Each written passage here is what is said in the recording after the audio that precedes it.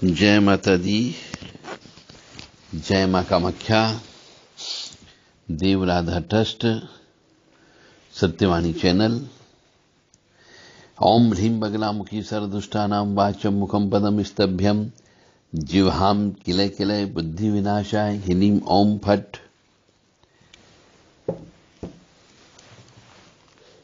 चुनाव में खड़े होने वाले बहुत से राजनेता या नेता मां बगलामुखी का अनुष्ठान कराते हैं कि मां बगलामुखी हमें जीता देगी, हमारे शत्रुओं का नाश कर देगी। तो एक तरीके का बगलामुखी का अनुष्ठान जो कराया जाता है वह तंत्रात्मक व्यवस्था होती है और तंत्रात्मक व्यवस्था में संकल्प लिया जाता है कि जो यजमान है, जो कराने वाला मनुष्य है, उसके लिए कम से कम लाख या 1,25,000 मां बगलामुखी के मंत्रों का जप किया जाता है और फिर दशांश हवन किया जाता है। तो व्यक्ति या नेता सोचता कि मैंने बगलामुखी का अनुष्ठान 2-2, 3-3 जगह करा लिया तो मेरी जीत तो बिल्कुल निश्चित है। ऐसा बिल्कुल भी नहीं सोचना चाहिए। यदि चंद्रमा आपका नीच का है या नीच भंग राजयोग भी है यदि चुनाव वाले दिन, तो समझ जाओ यह अनुष्ठान, तंत्र मंत्र, काला जादू कुछ भी काम नहीं करेगा। तो जितने भी ये द्विज है, ब्राह्मण लोग हैं, इन्हें यह सोचना चाहिए कि अनुष्ठान लेने के पहले यह अवश्य चेक कर लें उसकी जन्म पत्रिका देख करके कि क्या चंद्रमा का योग क्या बैठा है। और लोगों के मन में यह गलत धारणा बिठा दी गई है कि मां बगलामुखी का अनुष्ठान करने से चुनाव जीतते हैं। यह भी गलत बात है। और मां बगलामुखी का अनुष्ठान कराने से शत्रुओं का नाश हो जाता है, यह भी गलत बात है। क्योंकि हम जो मंत्र बुलवाते हैं पंडित जी से अनुष्ठान के दौरान, एक तो कितने मंत्र वो सही पढ़ रहे हैं उसके ऊपर निर्भर करता है। मंत्र पढ़ने वाला मनुष्य क्या जनेऊ धारण कर रखी है या नहीं कर रखी है। और विशेष बात यह कि जो व्यक्ति ऐसे जप तप करता है, कर्म कांड का काम करता है, उसे संध्या जिसको बोलते हैं त्रिसंध्या करना चाहिए। वो करता है या नहीं करता है। यदि कोई ब्राह्मण चोटी नहीं रखता हो, जनेऊ धारण नहीं करता हो, संध्या वंदन नहीं करता हो, तो उसके द्वारा यह इस प्रकार के अनुष्ठान नहीं कराना चाहिए। शास्त्र कहता है, इसलिए हम बता दें कि इसका फल प्राप्त नहीं होता है।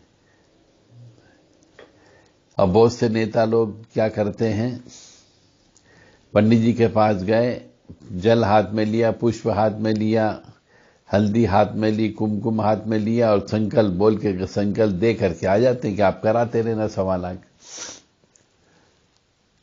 जो आचार्य जी होते हैं वो अपने तरीके से उन मंत्रों को जप करवा लेते हैं। तो उससे काम नहीं बनता है। ओम ह्रीं बगलामुखी सर्वदुष्टानां वाचं मुखं पदं स्तभ्यं जिह्वां किलय किलय बुद्धि विनाशाय ह्रीं ओम फट। इसमें कहीं पर भी शत्रु नाश शब्द नहीं आया है, नाशय नाशय शब्द नहीं आया है। सर्वदुष्टानां वाचं मुखं पदं स्तंभ्य, मतलब यह स्तंभन करने की शक्ति है, न कि मारने की शक्ति है।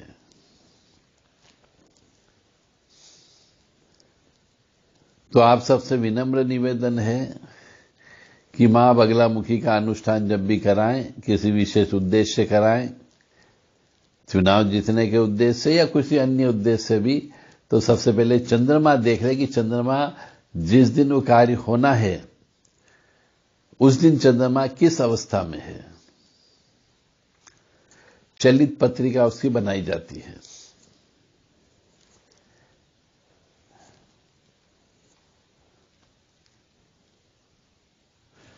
जय माता दी, जय मां कामाख्या। ओम ह्रीं बगलामुखी सर्वदुष्टानां वाचं मुखं पदं स्तभ्यं जिह्वां किले किले बुद्धि विनाशाय ह्रीं ओम। दशांश हवन जो है वो पीली सरसों से उग्र हवन सामग्री से करना चाहिए। उग्र हवन सामग्री का मतलब हो गया काली तिल, काली मिर्ची, राई, पीली सरसों, लाल मिर्ची खड़ी, जायफल, जावित्री। गरम मसाले में जो प्रयोग होते हैं वह सब आइटम आप इसमें मिला सकते हो और उससे जो है मां बगलामुखी का हवन करना चाहिए। और मां बगलामुखी का हवन हमेशा शमशान में करना चाहिए ताकि वह फलित ज्यादा होती है। 10 महाविद्या में से एक महाविद्या है, इसलिए इसकी साधना और इसके जप तप और इसका हवन शमशान में ही करना चाहिए।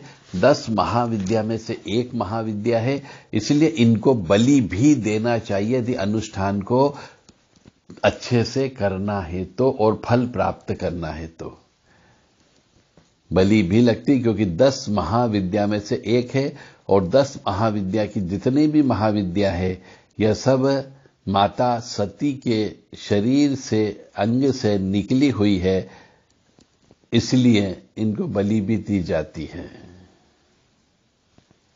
जो बलि नहीं दे सकता हो, शमशान में इनके नाम से हवन नहीं कर सकता हो रात को 12 से 4 में, तो फिर वो अनुष्ठान सफल भी नहीं होता है।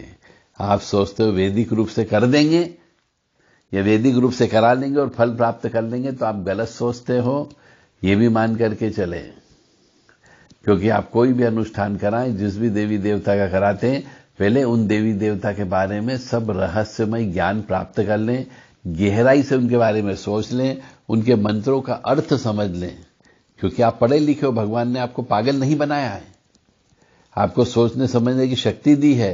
तो जो मंत्र आप बोलते हो, ये बोलोगे या बुलवाओगे किसी पंडित जी से अनुष्ठान के दौरान, उसका अर्थ तो समझ लो यार। तब तो आपको पता लगा कि वास्तव में आप उस शक्ति से क्या मांग रहे हो वो मंत्र बोल करके। इसलिए ओम ह्रीं बगलामुखी सर्वदुष्टानां वाचं मुखं पदं स्तभ्यं जिह्वां किले किले बुद्धि विनाशाय ह्रीं ओम फट। जय माता दी, जय मां कामाख्या।